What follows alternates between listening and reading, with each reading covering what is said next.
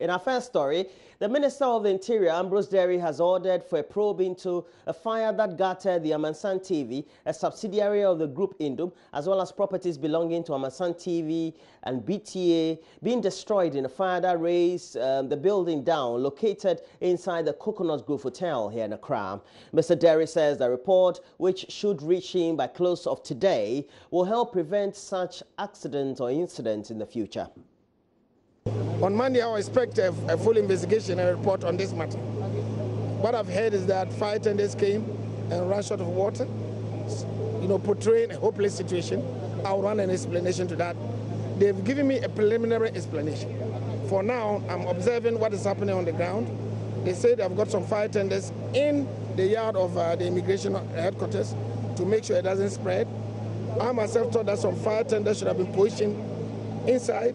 They gave me their understanding that, well, it is taken care of. So I'm standing to see how it works out. But there will certainly be an investigation. I would want to hear all the complaints and hear their reaction to that. From the fire service personnel, or you are going to talk to other people outside the service? I'm going to listen to you as well and see, get what actually transpired. So I'm open. What I want to say is that on Monday, I'll be asking for a report. So I ask any of you who has any information, you can come to the office on Monday. And I'll make sure that we take your views and your reports and we start to verify what's happening. Because it's a disturbing trend that these fires come, and we want to be sure that we are doing our best in respect of the reaction of the fire service. I am quite clear that maybe we could do things better than we are doing now. But that's my gut feeling. I cannot take that alone. I would like to find out what actually transpired and see what went wrong and see how we can rectify it. Do you think that the personnel had enough equipment to be able to fight the fire? Well, look at the equipment here. I suspect there are about up to 12 fire tenders now. Well, so that's 12 now. I don't know when the 12 came. The Adan East District Assembly has set a 60% target for its candidates in this year's Basic Education Certificate examinations. The district has over the years failed to record high marks in the BECE, and this has become a worrying trend for teachers and parents. District Director of Education, Samuel Nakoji, tells Joy News' Derek Akosam that a 60% target, though unsatisfactory, will be a step in the right direction for the district. The Basic Education Certificate examinations is the first external exams for students in Ghana.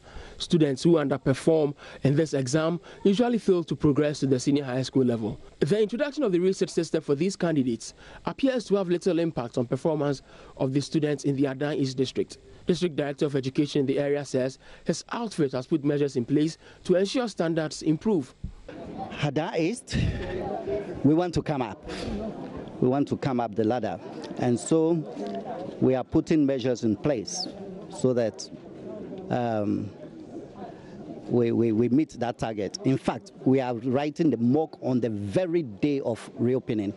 We are writing one of our mocks. So what's your target? Is it 70%? Or? 70 will be too much, looking at where we're coming from. But we're hoping that at least we meet about 58 to 60%. 50 to 60%. Sure. That, for some people, may not be a very high target for the students to attain. Yes, you are right. But for us, it will be significant progress. Mr. Nakwaji is imploring parents and guardians in the district to support their children with the needed encouragement so they focus on their education.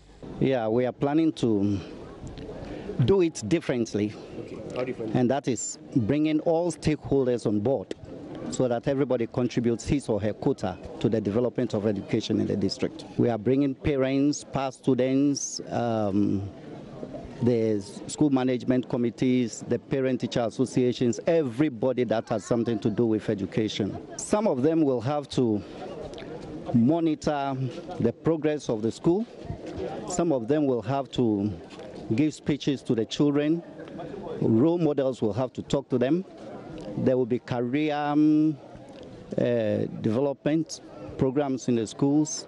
He also pleaded with corporate bodies to support the district with educational materials to ease the plight of parents and guardians. The Inspector General of Police has pledged to ensure that under his leadership, there will be accountability and impartiality in the Ghana Police Service. Speaking at his induction service in Accra, the IGP also promised to lead the service to ensure peace in the country. The induction service, attended by heads and personnel of security agencies, ministers of state and family, was to officially usher the head of the Ghana Police Service into office. In a speech after his induction, the IGP, David Asante Apietu, acknowledged the contributions of his predecessors, assuring with the help of God he will succeed. He promised accountability and impartiality under his leadership. Under my leadership, the Ghana Police Service will do everything within its power to respond to your concerns about the conduct of the police.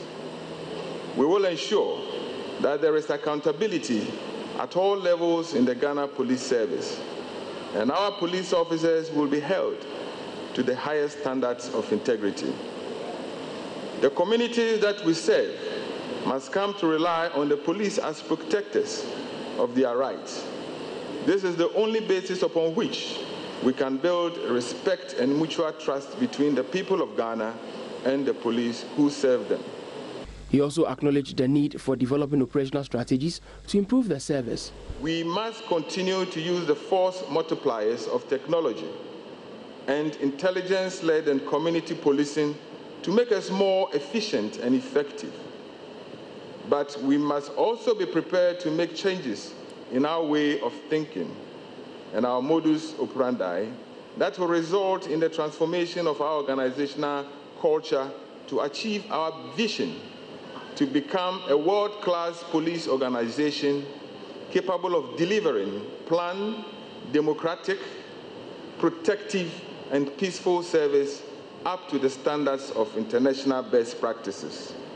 Speaking to media men on the sidelines of the event, Minister of the Interior Ambrose Derry said he's assuring Ghanaians his government will ensure that whoever goes contrary to the laws will be dealt with regardless of political affiliation. What we want to see is peace and safety, and therefore I will continue to say that it's work in progress, and we want to do more than we are doing now. But I don't want anybody to be judgmental or something. Sometimes these things happen. We are more democratic now, but we'll continue to engage. We had Delta Force. Delta Force erupted. We stood our ground that regardless of the fact that they were considered our members of the party, they had to go in there, and they went in. Well, some people say it's something unusual. Of course, it is also normal that when people are on bail, they are refused bail. But having said that, a court judgment of a court of competent jurisdiction must be respected, and we make sure that happens. We will continue to do that. In other news, a lecturer in psychology at the University of Ghana, Dr. Angela J.C. Jamra, has expressed concerns about how a section of the public reacts to issues concerning rape. Dr. J.C. Jamra says the inability of people to take serious actions against rapists will make it a lot more difficult to stop the act completely. She's also calling on the police to change attitudes towards rape victims. Dr. J.C. Jamra was speaking on the sidelines of a project dubbed The Silent Cry of Dar es Salaam, meant to get residents of Teshinungwa to take action against truancy, rape, substance abuse and other vices. We don't take it seriously. The men are shielded. It's as if, well, so he had sex with her, so what? There's nothing wrong with it. The victims, the females, often are the ones who are stigmatized, and that is why they would hide and not report and things like that. And if you heard the question the assemblyman asked, that sometimes some of these things happen in the community, they would go to the police station, and the policemen themselves are telling them, I think you should take this thing and go deal with it at home. In fact, the students were supposed to write a needs assessment report, and for this group of students who are organizing this program, when I read the report, one of the things they mentioned in there was that people, family members will go take money from the perpetrators, sometimes even unknown to the victim and the victim's direct parents.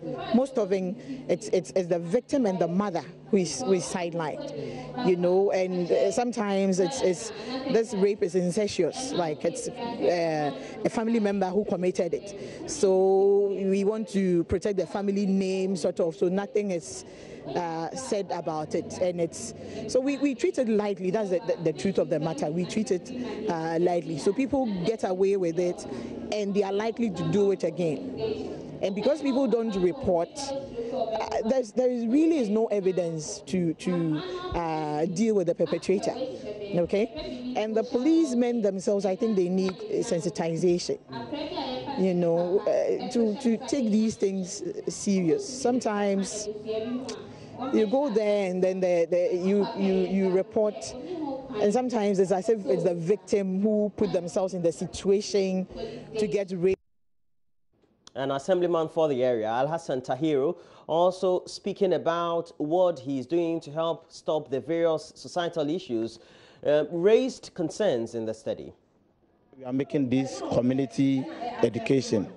And from there, actually, when I hear something like this, I make sure I go to the parents and talk to them and let them forward this case. But some of the parents, when you go there and talk to them, it's like there's some fear in them.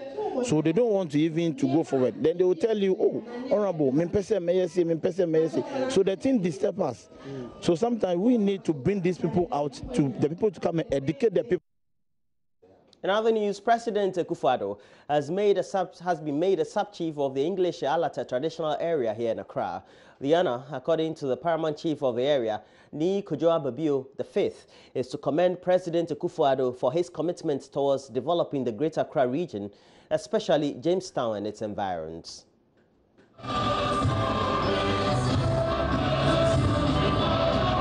President Akufo-Addo and First Lady Rebecca Akufo-Addo were honored at a grand derby at Manche Agbona. The English Alata Traditional Council bestowed on the president the chieftaincy title Ni Kwaku Ablade Okojiman I to commend him for his commitment towards the land of his birth. Paramount chief of the area, Ni Kojo Ababio V, after installing the president, asked for the construction of a new senior high school at Insiobri in the Domiabra Obom Township to enable children of school-going age in the town to have access to second cycle education. We also are clearly aware of the vital role education plays in creating opportunity and ultimately sustainable wealth in any community. We should therefore be most grateful if your government could consider upgrading the infrastructure of respectively of the Methodist HAS at Aplaku and the Amanfro SHS, and to establish one more SHS at Sobri, the Dobiabra Obom constituency, to enable all children of school-going age to have access to second cycle education. I must underscore, too, there's no public SHS in the whole of Dobiabra Obom constituency. Your intervention. President Akufo-Addo pledged to do everything within his power to ensure Accra regains its lost glory. I am going to do everything within my power to be the measure of the titles that you have given me this afternoon and dedicate my life, like it has already been, to the welfare of the Ghanaian people, to the welfare of the people of Accra, to the welfare of people of Englishi. When we were growing up in Accra, this was the center of Accra. Englishi, British Accra. This was the center of Accra. But history has moved Accra away from here. But I think in my time, we have to bring back the glory of Jamestown and British Accra, and we're going to do that. My involvement with Accra is such that I have even married a woman from Accra. And it tells you what I think of the Accra people. They are dear to me. The ceremony was attended by some ministers of state, regional executives of the ruling New Patriotic Party, and some other dignitaries. And that That's it for the news highlights this morning. But I tell you, we have a lot more news. We'll have to go to the online portals, specifically majoonline.com. We'll go to a couple of others and bring to you some of your views just this morning. Please do stay on. I'll be joined by the beautiful Venice Abubedu. Do stay on.